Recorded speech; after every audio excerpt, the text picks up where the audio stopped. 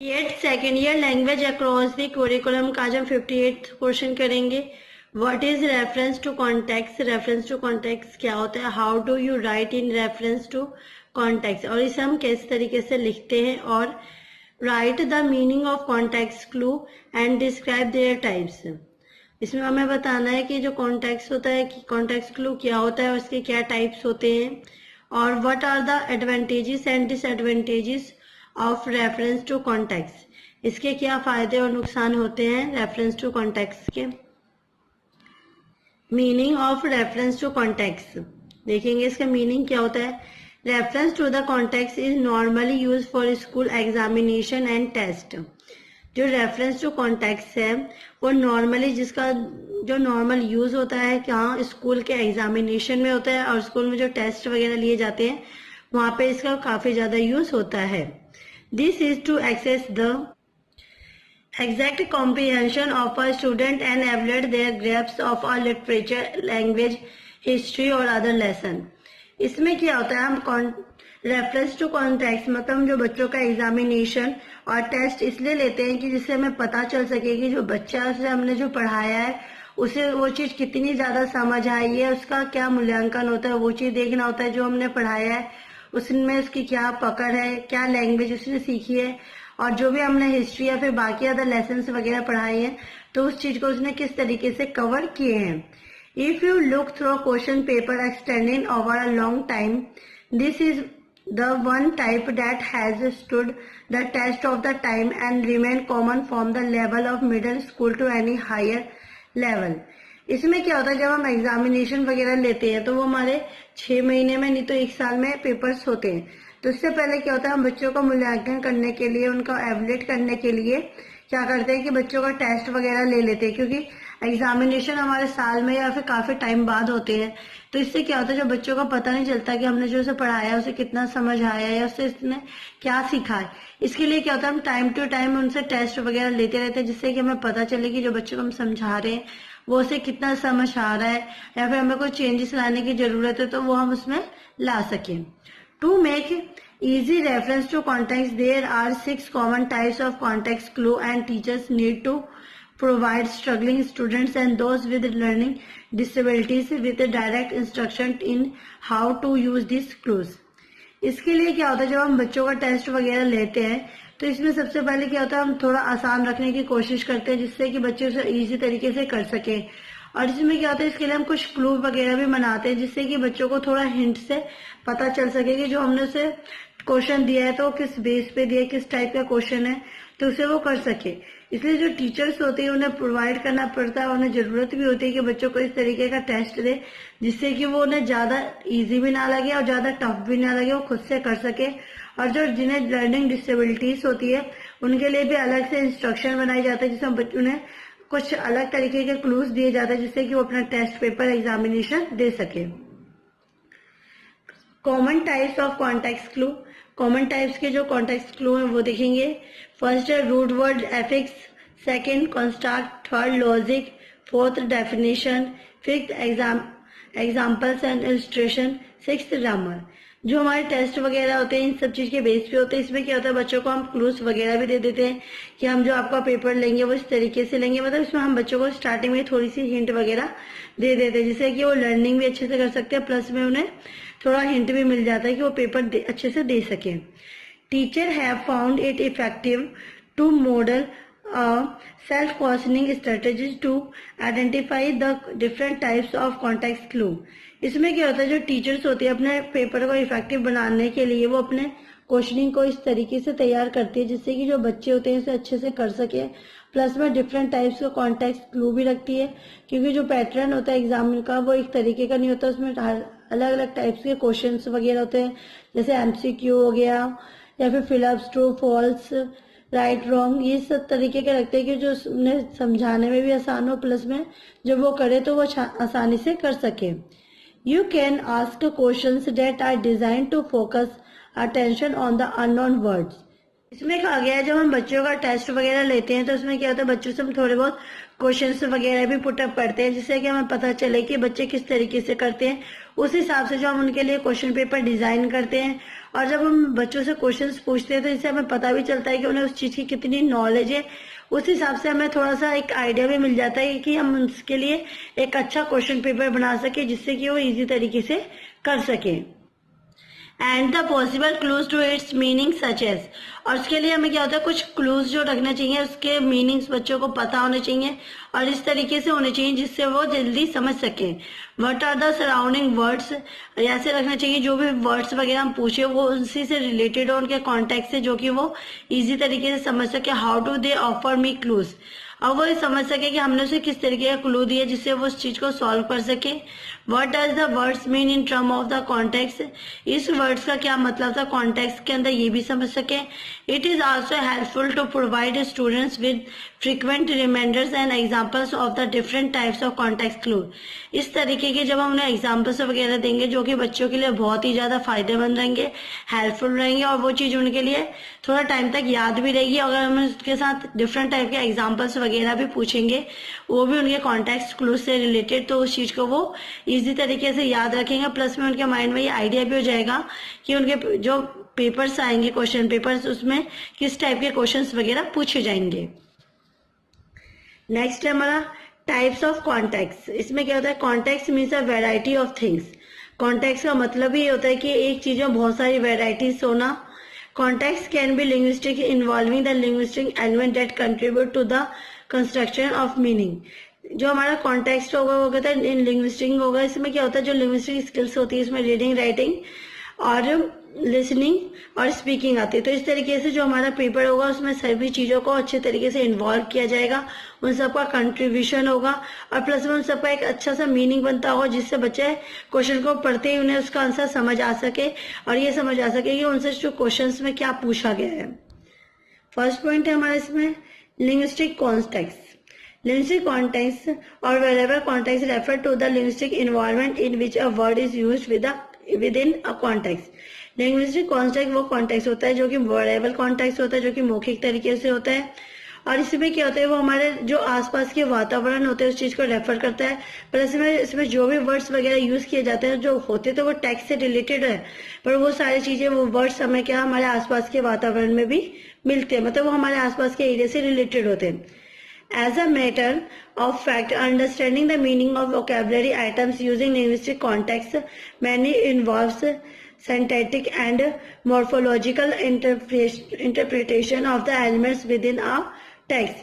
इसमें क्या कहा गया, जो भी हम इसमें मटेरियल लेंगे, जो भी हम मटेरियल लेंगे वो इस तरीके का लेंगे जिससे कि बच्चों को इजी तरीके से समझ आ सके, वो अपने हिसाब से कैबुलरी से उसका वर्ड्स के मतलब निकाल सके, प्लस में उसके जो मीनिंग हो उसे अच्छे से पता चले, उसके जो मॉर्फोलॉजिकल हो वो उसके बारे में भी वो अच्छे से समझ सके और ये भी पता कर सके ये उनके किस चैप्टर से या किस टेक्स्ट बुक से लिया गया है। तो मतलब इस तरीके से हमें उनके लिए क्लू प्रोवाइड करने चाहिए। In other words, to determine the meaning of an item there is necessity to know whether the item is a noun, a pronoun, an adjective or an adverb functioning as a subject, a predicate or a complement। इसमें क्या कहा गया है, जो भी हम दूसरे शब्द में कहा जाए तो हम इस तरीके के वर्ड्स लेंगे बच्चों के लिए जिससे वो इजी तरीके से समझ सके, उनकी नेसेसरी मीनिंग भी पता हो और जिससे वो इजी तरीके से समझ सके। जिसमें हम जैसे नाउन हो गया, संज्ञा, सर्वनाम या फिर कुछ एडजेक्टिव, क्रिया, विशेषण, उनके फंक्शनिंग, इस सब्जेक्ट के क्या मतलब है, सब्जेक्ट और प्रेडिकेट का मतलब उन्हें पता होना चाहिए।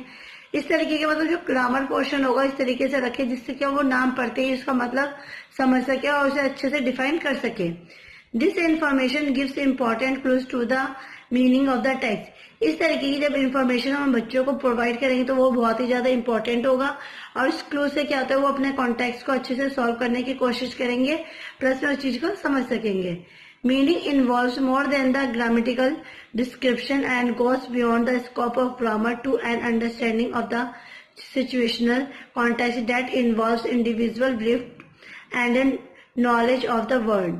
इसमें क्या होता है कि इस तरीके की जो मीनिंग हो गई इन्वॉल्व होंगे उसमें पूरी तरीके से क्या होगा, आधे से ज्यादा इसमें हम ग्रामर का पोर्शन लेंगे जिससे कि बच्चे चीजों को अच्छे से समझ सके, प्लस में उनकी जो ग्रामर हो वो भी अच्छे से हो सके और वो हर टाइप की जो भी सिचुएशन प्रोवाइड मिले उन्हें कॉन्टेक्स्ट के अंदर वो चीज को वो खुद से इंडिविजुअल अपने आप से अपनी नॉलेज से उसे सॉल्व कर सके और आने वाले टाइम में अगर वो बाहर किसी प्रॉब्लम में होता है तो उस चीज को भी वो खुद से सॉल्व करने की कोशिश कर सके। सेकेंड पॉइंट है प्रैग्मेटिक और सिचुएशनल कॉन्टेक्स्ट। इसमें क्या कहा गया, part of the pragmatic context is what makes its coherent those elements that tell us who and what we are talking about. इसमें क्या कहा गया, नाम से पता चला है कि सिचुएशनल कॉन्टेक्स्ट यानी इसमें हमें इस तरीके की सिचुएशन क्रिएट करनी है जिससे बच्चे खुद से सॉल्व करने की कोशिश कर सके। इसलिए जो इसमें पार्ट होता है कॉन्टेक्ट का वो कहते हैं प्रैग्मेटिक होता है और इसमें इस तरीके से तैयार किया जाता है और जिसमें हु या व्हाट करके क्वेश्चंस वगैरह पुटअप किए जाते हैं जिससे उन्हें पता चले कि जो ये लाइन किस बोली गई है वो किसके लिए बोली गई है, इसमें किसके बारे में बात की गई है, जिसे वो इजी तरीके से सॉल्व कर सके।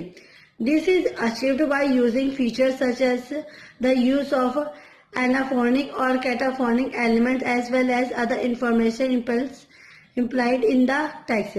और इसे अचीव करने के लिए बच्चों को इस तरीके के फीचर्स भी हमें देने चाहिए जिसमें ये यूज कर सके एनाफोनिक और कैटाफोनिक एलिमेंट्स का, और जैसे जो इन्फॉर्मेशन होती है वो उसे निकाल के वो अपने टेक्स्ट को अच्छे से सॉल्व करने की कोशिश कर सके जो उन्हें टेस्ट में दिया गया हो।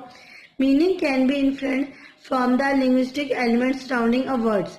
और इसकी जो मीनिंग होगा वो इस तरीके से होगी जो कि बच्चों के वातावरण के इन्वायरमेंट के आसपास का, और जो भी वो वर्ड्स उसमें हम देंगे टेस्ट वगैरह में वो इस तरीके के वर्ड्स होंगे जो उन्हें इजी से मिल सके अपने आसपास के area. This ways a language teacher has importance to design languages activities that takes into consideration the contextual dimension of language use. अगर दूसरे शब्दों में कहा जाए तो टीचर लैंग्वेज का इस तरीके से इस्तेमाल करती है जिससे कि बच्चे लैंग्वेज की जो इम्पोर्टेंस हो वो समझ सके, उनके नॉलेज जो डिजाइन किया हो लैंग्वेज को एक्टिविटीज की तो उससे भी बच्चों को वो लैंग्वेज सिखाने की कोशिश करती है जिससे कि जो बच्चों का जो डायमेंशन है उनका जो कॉन्सेप्ट है वो अच्छे तरीके से क्लियर हो सके और जो लैंग्वेज की इम्पोर्टेंस और लैंग्वेजेस के यूजेस है वो भी बच्चे अच्छे से समझ सकें। So the importance of reference and education cannot be denied because education is necessity for grooming and personality development। इसलिए जो हमारा रेफरेंस जो कॉन्टेक्स्ट है या फिर एजुकेशन है इसलिए हमारे लिए इम्पोर्टेंट नहीं है कि हम उसका डिनाई कर सके या फिर इस चीज को हम बिल्कुल ही अनयूजफुल माने, ऐसा नहीं होता, बल्कि जो एजुकेशन होता है और रेफरेंस जो कॉन्टेक्स्ट होते हैं वो हमारे लिए बहुत ही ज्यादा जरूरी है, बहुत ही ज्यादा इसकी हमें जरूरत भी पड़ती है। इससे क्या होता है जो इंसान होता है, जो स्टूडेंट होता है उसका ग्रूमिंग होता है, प्लस में उनकी जो पर्सनैलिटीज होती है वो भी डेवलपमेंट होती है और वो मतलब तरह तरह के लैंग्वेजेस भी सीखते हैं अपने मदर टंग के अलावा। इसके हम एडवांटेजेस देखेंगे। Advantages of reference to the context, इसके क्या फायदे होते हैं। To create a new edition of update information. इसमें क्या होता है जब हम कोई न्यू एडिशन की बुक्स वगैरह नई कॉन्टेक्स्ट की बुक्स आती है जिससे कि हमें वो क्या होता है अपडेट भी करते हैं, प्लस में हमें नई नई इंफॉर्मेशन भी मिलती रहती है। Anyone can edit. इसमें क्या होता है अगर जैसे हम कुछ बुक्स वगैरह पढ़ते हैं और हमें इसमें लगता है कि ये लाइन भी ऐड होनी चाहिए तो इसमें हम उसमें एडिटिंग भी कर सकते हैं। It is easy to use and learn. ये बहुत ही आसानी तरीके से यूज भी होता है और इसी तरीके से हम लर्न भी कर सकते हैं। It widens access to the power of web publishing to non technical users. इसमें क्या होता है इसकी एक पावर भी होती है कि हम इसे अच्छे तरीके से पब्लिश भी कर सकते हैं, ना कि इसकी पूरी इंफॉर्मेशन जैसे हम नॉन टेक्निकल यूजर है वो भी इसकी अच्छे तरीके से पब्लिकेशन पब्लिश कर सकता है। People located in different parts of the world can work on the same documents. जो पीपल्स होते हैं, जो लोग इंसान से रहते हैं, एक जगह से दूसरी जगह रहते हैं, प्लस में वो ट्रैवलिंग भी करते हैं और वो सेम एरियाज में नहीं रहते, परंतु क्या होता है वो डिफरेंट एरियाज में रह के भी सेम डॉक्यूमेंट्स पे काम भी कर सकते हैं, प्लस में उसमें एडिटिंग भी कर सकते हैं। The quality of the context should be high so that the image of the website can be improved. इसमें क्या होता है जो कॉन्टेक्स्ट की जो क्वालिटी होती है बहुत ही ज्यादा हाई होती है और उसकी जो इमेज होती है वेबसाइट पे वो भी हमें अवेलेबल होती है, मिलती है। और हम उसमें कुछ चेंजेस करना चाहते हैं या फिर उसमें कुछ इम्प्रूव करना चाहते हैं तो हम खुद से भी इसमें अपलोड कर सकते हैं। There are easy way to restore a page.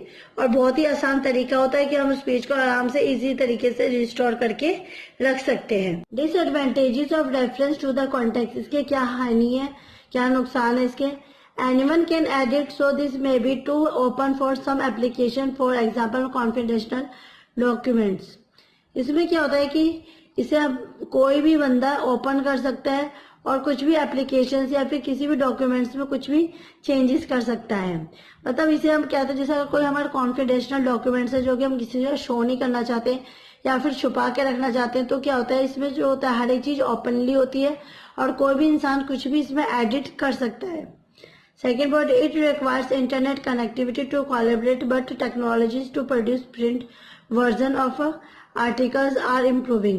इसमें क्या होता है जो हम इसमें काम करते हैं तो इसके लिए हमें जो इंटरनेट की जरूरत होती है, इंटरनेट के थ्रू ही इसमें हम कुछ भी काम कर सकते हैं, परंतु इसकी जो टेक्नोलॉजीज है, टेक्नोलॉजीज के जरिए इसके जो प्रिंट आउट होता है हम उसमें कुछ भी प्रिंट आउट निकालते हैं, प्लस में हमें खुद से कुछ इसमें इम्प्रूवमेंट करना है, फिर आर्टिकल्स में चेंजेस लाते हैं तो हम इसमें खुद से भी कर सकते हैं बिना किसी की परमिशन लिए।